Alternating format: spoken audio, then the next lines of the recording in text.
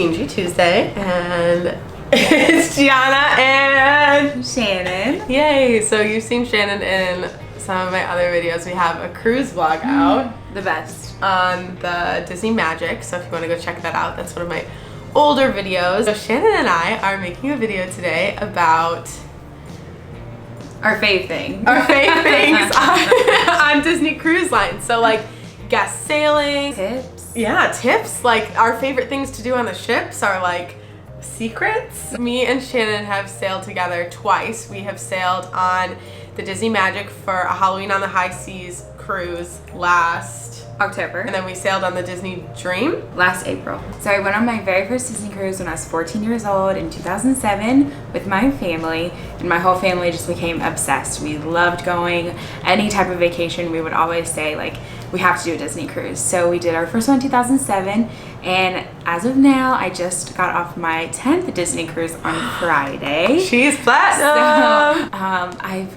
I've loved them all. My favorites were obviously my first Disney cruise was the best. It was just so magical, and it was my dream, you know, to see everything for the first time. But since then, I've done a lot of cool ones. I did a double dip cruise, which if you're familiar with Disney Cruise Line, it's 2 stops at Castaway Cay, Disney's private island, and that was really special because Castaway Cay honestly is the whole reason why we cruised.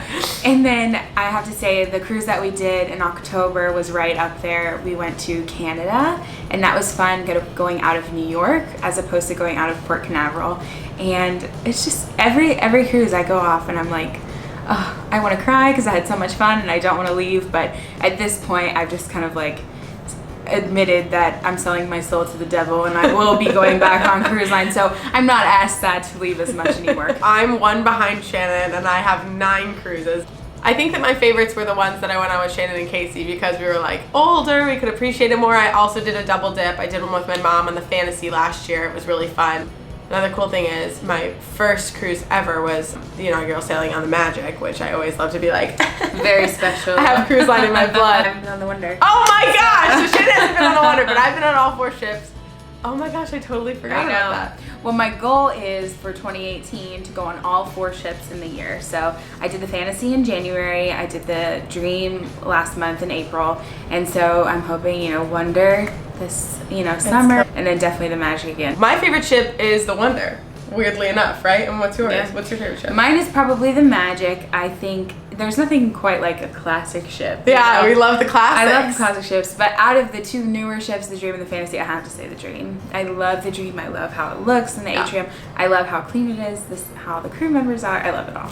Of course, when the next 3 ships come out, we gotta get on them. We're gonna go right into it. For one thing that I've noticed sailing so many times out of Port Canaveral at least is the whole parking situation.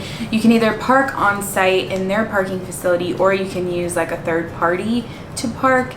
You do save money if you park off site. They offer shuttles that will take you to and from the parking lot. Those are kind of unreliable. My biggest tip is just spend the money and park at the cruise terminal. It is more expensive, but I think it saves a lot more time. Like as soon as you get on the ship, you just want to go straight in. You want to go into the terminal. You want to see everything for the first time. So that's my biggest thing, is just park on site. And another thing that I hear all the time on like cruise vlogs or tips online is like, you shouldn't go meet Mickey at the terminal. False. I am a big proponent of meeting Mickey at the terminal because for me, like I always try to get to the terminal early. They do have characters that go back and forth. So sometimes it's Mickey, sometimes it's Minnie. I've seen Goofy. If you have the time, like by all means, go meet them in the terminal. Like it is so cute.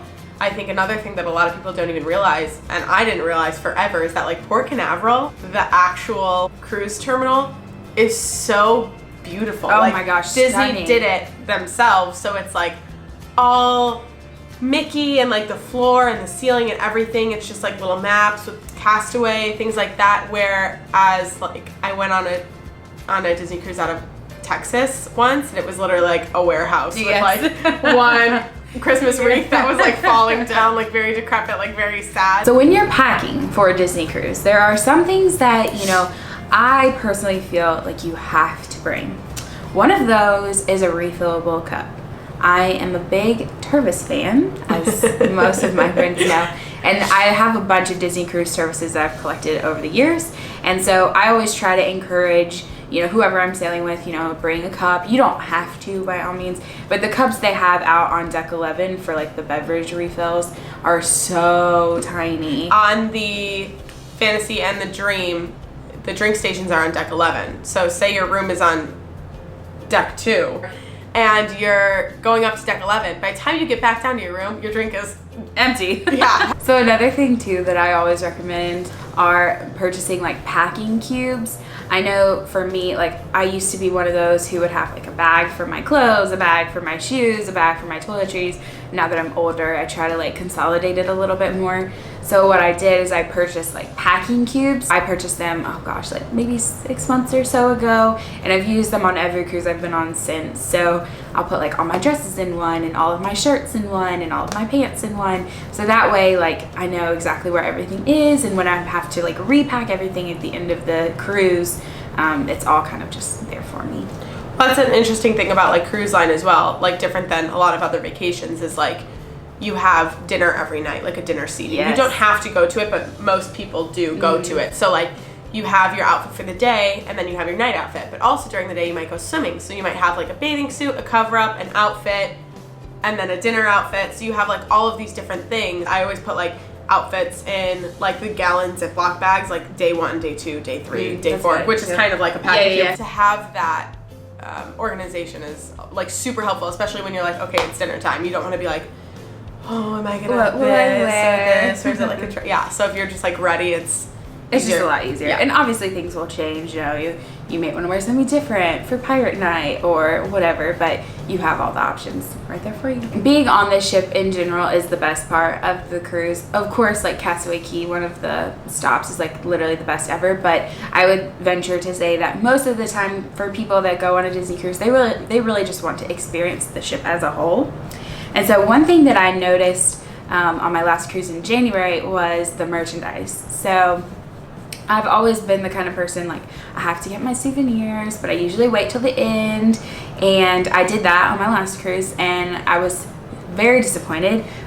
There was a little Kate Spade wallet with like a little mini head on top, and I told myself like, oh, I don't need this, I don't need this. But of course, by the end of the cruise, I was like, I have to have this. So I went in to go buy it, and it was sold out. And I was like, oh, I missed my chance.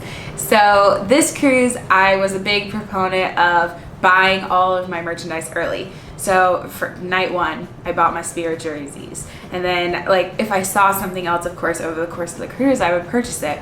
But I was so worried that these Spirit jerseys, they had just come out the previous sailing. So I was like, I know they're new. I know people are going to want them. So I'm just going to buy them as soon as possible. Smart. Which is what I did. So definitely, you don't have to necessarily buy your merchandise early, but just to save yourself from, you know, potentially not getting something that you want, that I would go ahead and recommend that too. And there's nowhere else to get cruise line stuff besides on the ship. So another thing that I try to do every cruise is I stock up on Disney gift cards.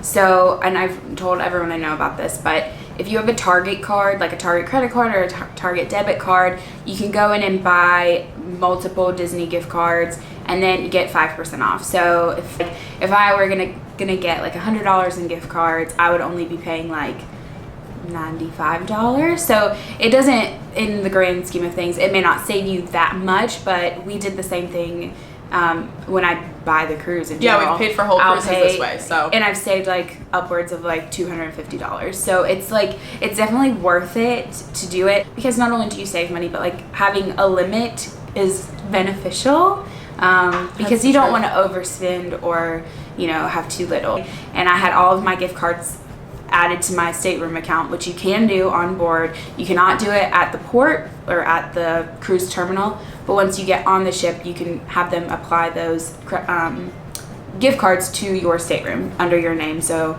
you'll use those first. And for those who don't know, you don't use money like cash. When you get to the terminal, they're going to ask you for a credit card, and they're going to put it on your stateroom. I've gone with multiple people before. When me, Shannon, and Casey go, we all put a credit card down, or we all put our gift cards down, and then they'll just have your credit card for you or your gift cards for you.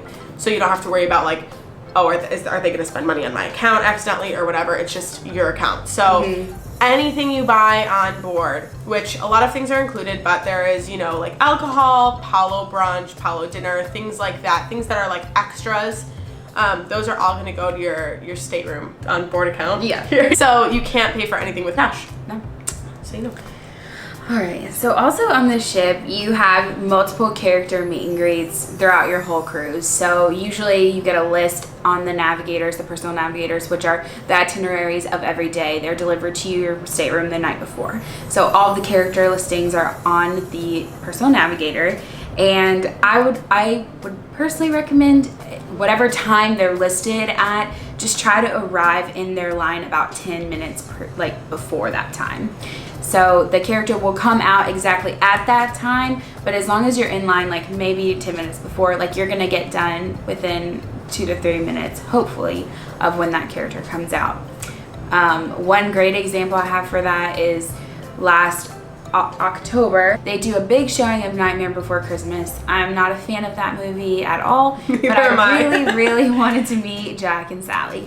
And so I knew they came out right at midnight. I think we got there like maybe 5 minutes before, and there was one girl in front of us, and we were done within, 2 minutes? 2 minutes. And to see Jack and Sally, they don't even meet here. Well, they meet here for the Christmas parties, and people spend their entire Christmas party waiting in line for that. And so I was like, I'm not doing that. Yeah, and plus they're waiting for that theater to come out, and a lot of people are in bed already by midnight anyway, so there was nobody in line, which was really cool. So if you have the opportunity to do that, Shannon really hooked us up there. When characters come out, it'll say Mickey's meeting 4 to 4:15. That doesn't mean that he's meeting from 4 to 4:15. It means he comes out at 4, so you can go early, but the line gets closed at 4:15. So Mickey will stay out as long as he needs to meet everybody in line that got in line before 4:15. So something that I noticed on my last cruise were the amount of Disney trivia that was offered.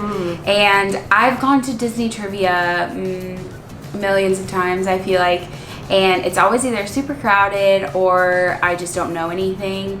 And so something that I noticed this cruise is you have Disney trivia listed multiple times throughout the cruise. But people are going to want to do that first thing. They want to go day one, go do trivia. I did this last trip last week was we did all of our ship things on the last day. So all of our trivias, all of our craft things, anything that was ship related, we did that day.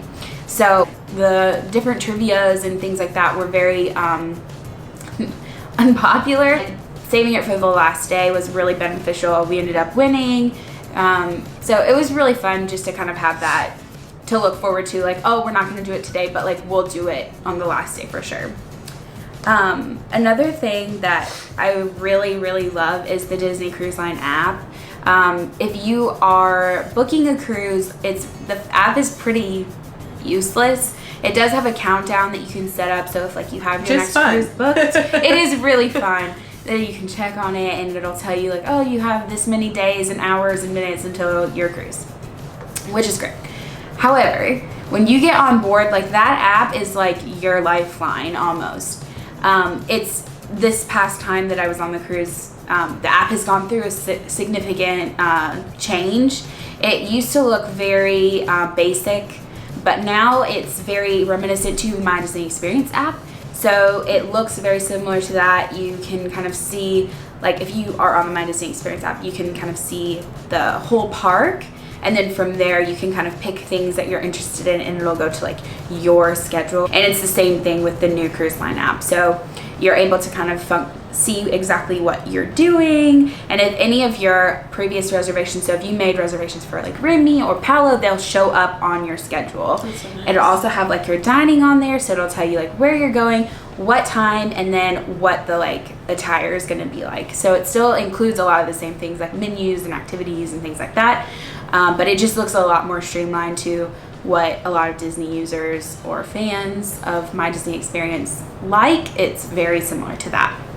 We're obviously, as you can tell, we're very passionate about Cruise Line and we love to sail as guests. And if you have any questions, put them in the comments below. We will be glad to answer them for you. Thank you so much for watching part 1, and we look forward to seeing you for part 2.